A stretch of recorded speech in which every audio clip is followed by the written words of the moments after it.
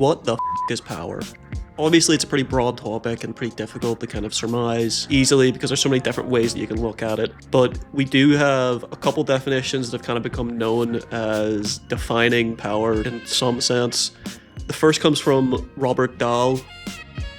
He came out with his basic definition, surmising that power was A, forces B to act, which is basically visible power, very easy to see, obvious. Then two guys called Bachrach and Baratz then suggest there's even a further aspect to this power. They broadened out a little bit by saying power is actually A, limiting B's options and restricting B's actions so they can only act in a certain way. This might be through, institutions and stuff that kind of ends up shaping what you can actually do.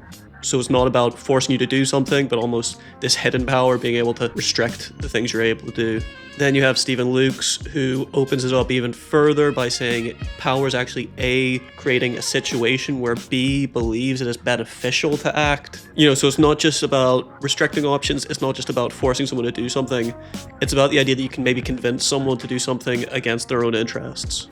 And those three definitions are known as the three faces of power, which is a very well-known take on power as a larger kind of phenomenon. But then we have Michel Foucault, who adds this even more complex, even more broad definition of power, where A uses knowledge to form societal norms, which B takes on, and this produces compliant action. Basically, where A takes certain knowledge, creates a normal way of being in society, which makes B feel like they need to act that way, creating a compliance in them, which again, it kind of takes it one step further than the last example.